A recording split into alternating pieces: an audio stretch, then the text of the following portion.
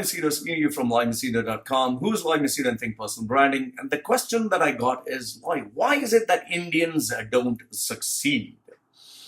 Now, this is a very generic statement, why Indians don't succeed, but I'll try to give it a logical twist. Now, it's not that Indians don't succeed.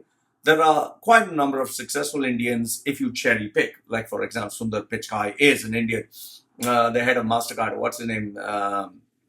Head of MasterCard, let me just Google search. Head of MasterCard, what's his name? The CEO is Ajay Pal Singh Banga. Okay. You also have Indra Nooyi, you have Dinesh Paliwal, you have Rajesh Suri, you have Sanjay Jha. I don't know who they are, what they are, but these are very successful guys. Rajesh Suri is what is he? He's a Singapore Indian Chief Executive Officer of Nokia. You have Sanjay Jha, who is the CEO of Global Foundries and former chairman of Motorola. So you have quite a number of very, very successful Indians, okay? And given the fact that Indians are like cockroaches, they're like everywhere. There are fucking 2 billion of them or 1 billion or whatever. So obviously you will have an Indian every place. You can even go to Dublin, Ireland, Scotland, and they'll see, hey, every India, you'll see an Indian there. Okay, fine. So now, given the fact that I have managed to get this part out of the way, like you have billionaire Indians, you have rich Indians, but the majority, 1 billion of them are not successful. It's only the 0.00000 whatever percent is successful. The majority of them are not. Now, I'm going to give you why that majority, why they are not successful. So listen to it. Give me your views and let me know if you think I'm wrong or right. I'm very open to discussion. Okay, and mind you, I'm an Indian passport holder, so I have a right to speak about Indians. Okay, but I never stayed in India. Okay. Number one, the reason why Indians are not successful is the Indian mentality. Whether you like it or not, Indians have that Indian mentality. And what is that? Discount. Give me discount. Give me bestest. Even I today also, even if I go to eat food and all that, I'll still ask for a discount, a double discount, discount. So even if it's just 1 rupee, I still ask for a discount because I feel good of asking a discount. And another thing is Indians are fucking stingy. You can go to anybody. You can ask anyone. In fact, I even ask the prostitutes who are the worst customers. They say Indians because they will, even for fucking, they will ask for a discount. It's like if you tell them like 500, 500, whatever the currency, a discount, come on, discount, 400, 200, come on, give me some discount. So Indians they are stingy. That's why we have jokes about them. And they love being stingy. I think there's a certain element of pride in being stingy. It's an Indian stingy, which is like, discount, give me last price, last price, last price, So the Indian mentality. And that really sucks, okay? So it's like they want the cheapest test for the bestest test, and that really doesn't work in the real world. The second thing is the education and the upbringing. What do I mean by this? The Indian education is fucking outdated, okay? You just have to go to these Indian schools and colleges. They are teaching you fucking shit. It's all fucking outdated. See the textbooks, see what they're teaching you. It's fucking outdated. The majority of it. And you can't change. You can't have a revolution. It's just what it is. And the Indian upbringing, as a typical Indian style upbringing, like you have to follow these rules, these regulations, blind obedience. That's what they want. In school, at home, everywhere else. So you don't have these leaders. You don't have these people who want to actually do something really creative worthwhile. You have the new rebels that are coming out in India who are checking the internet and become internet warriors. I'm not talking about those fucking idiots. They're fucking stupid and I fucking hate them. They consider themselves co-working space and rebels and all that when they can't even pay their fucking bills. So fuck them. I'm talking of the typical Indians where they have to follow rules and regulations, especially in the house. Let's say, for example, a boy can go drink a beer. I don't think a girl can go drink a beer, hang out in a nightclub or in a pub. It's still not acceptable. A boy can date so many girls, which is acceptable. Girl cannot date more than one boy. She'll be destroyed. And so this Indian education and upbringing, it's inbred. You can't help it. Number three, the Indian mannerisms and behavior. Yes, sir. Yes, sir. No, sir. No, sir. Yes, sir. Yes, sir. Okay, okay, okay, sir. Okay, okay, okay. So this ding ding ding ding ding ding ding ding ding ding ding ding ding. This you'll always get everywhere. The Indian mannerisms. You just can't help it. You're like, yeah, you just speak to an Indian. Okay, sir. Okay, okay, okay, sir. Okay. It's a head has to move. There's a screw loose there somewhere. That's the mannerisms. And even like the smell. Indians have this fucking smell, the body odor. Smell like fucking gravy, musk gravy, and some of them still they don't use underarm deodorants. They just don't use it because they consider this to be very manly. Some of them, you can smell them from a fucking mile away. All you got to do is go in a BST bus, go in a fucking train. They hold the railing. I'll tell you, there you'll get the whiff of the underarm. You'll get the body odor, and you'll understand what I mean. This is part of the Indian fabric. You just can't help it.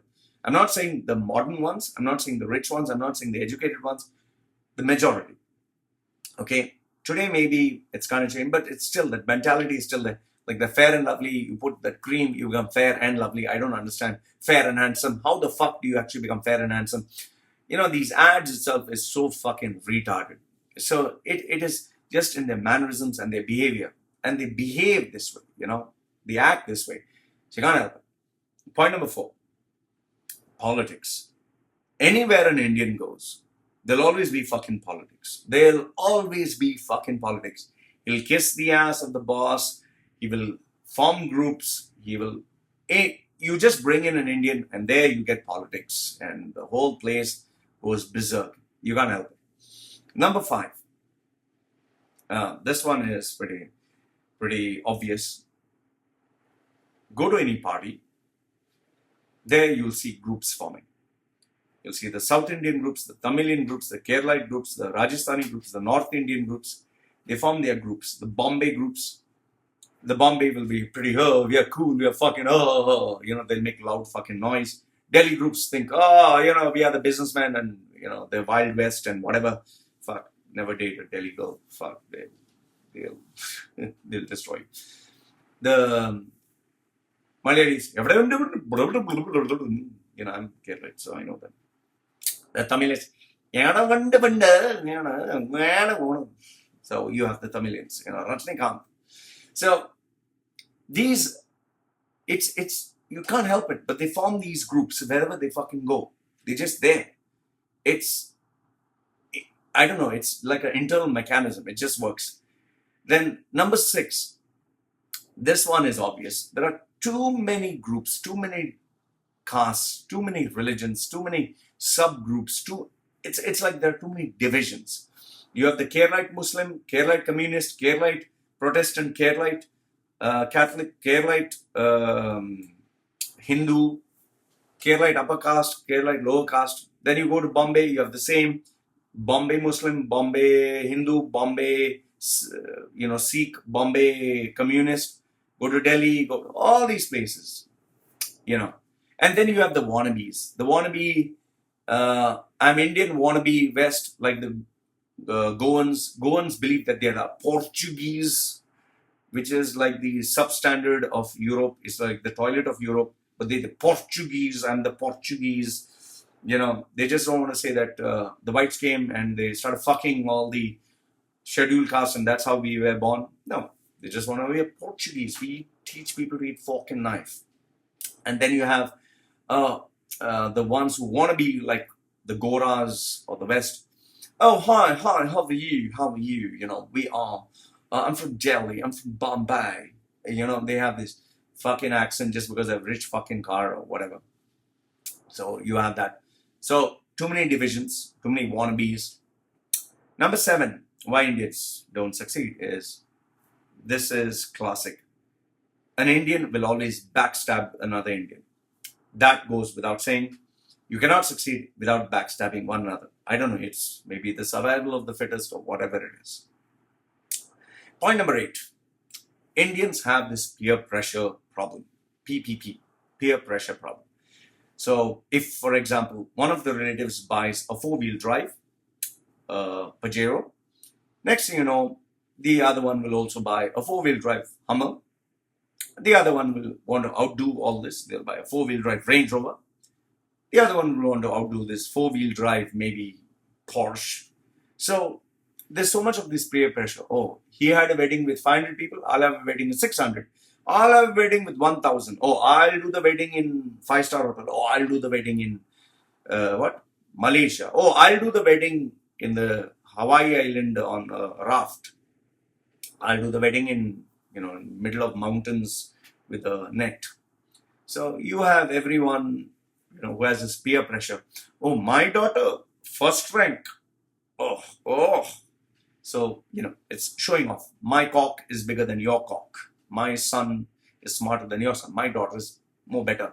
Oh, my daughter married, British guy. Oh, my daughter married American guy. Oh, my daughter married billionaire. So, everyone, it's like comparing. So, the peer pressure is there. Point number 9 is superstition. Oh, God, touch. Oh, put that tika. Okay. Snake God, snake. Ling, ling, ling, ling, ling, ring the bell. Oh, take the prasad, the laddu, the sweet. God, please, I will light this incense for you. Make sure I pass. Please make sure I will drink the milk of the cow. Please, touch. Okay, this superstition is there. They'll take the lucky number, the lucky thread, the Rakhi, or some stuff. Go to church, pray, light the magic candle. The superstitious and religious stuff is still there. It's still narrow-minded in its this thing. You read this prayer 7 times, forward this 10 times, you'll get favors. Number 10, the concept of self-learning is fairly new.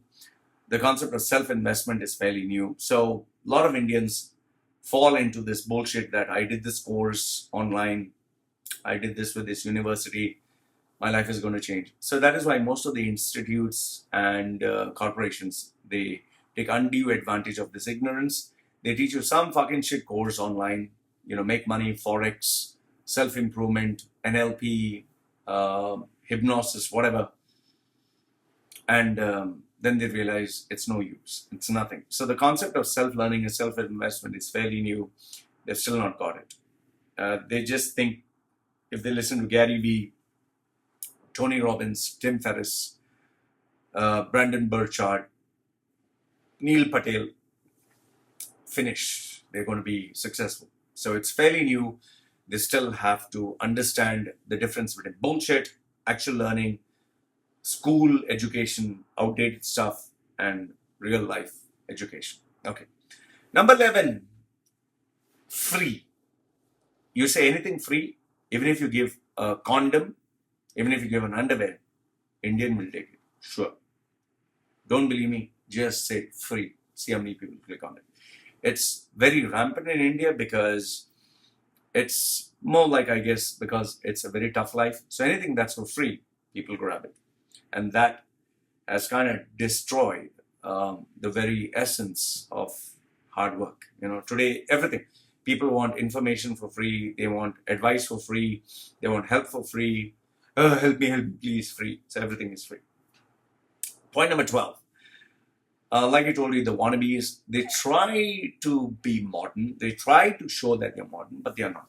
Their values are still, the foundation is still there and it cannot change. That's why a guy will sleep around, fuck around with so many girls, but when he has his daughter, no, the rules change. You can't drink, you can't smoke, you can't do this. He can do whatever the fuck he wants, but not his daughter. They will say, oh, I'm very modern thinking. But then if their child is, let's say, gay or whatever, finish. That's the end of the world. They will try to portray a very, forward thinking. But then when you actually deal with them, you realize they're very backward. So you can't change your stripes. Dog's tail will always be bad.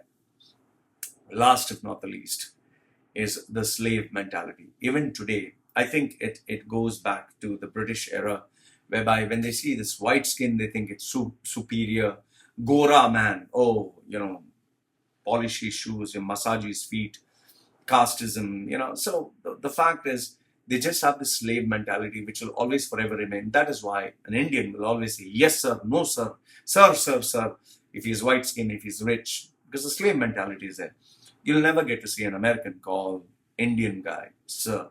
You'll never see Australian or British guy call Indian, Pakistani, say, have you ever seen someone, Ramu, sir, sir, sir? It's always the white skin, the rich guy, the big, so that slave mentality.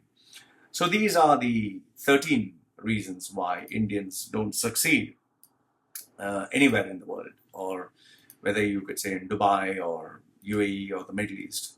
And unless and until this is changed, which I doubt is highly improbable, impossible, and just will not happen, I doubt Indians will actually succeed. Anyway, maybe I'm wrong. Maybe I'm wrong. I'm very open to being criticized. So let me know what you think in the comment section below. Am I right? Am I wrong? Is this something that you can relate to? Or do you think I'm just giving you one-sided argument? So I read your comments. Put them in the comment section below. Like the video, thumbs up. Don't like it, thumbs down. This is me signing off for now. Take care.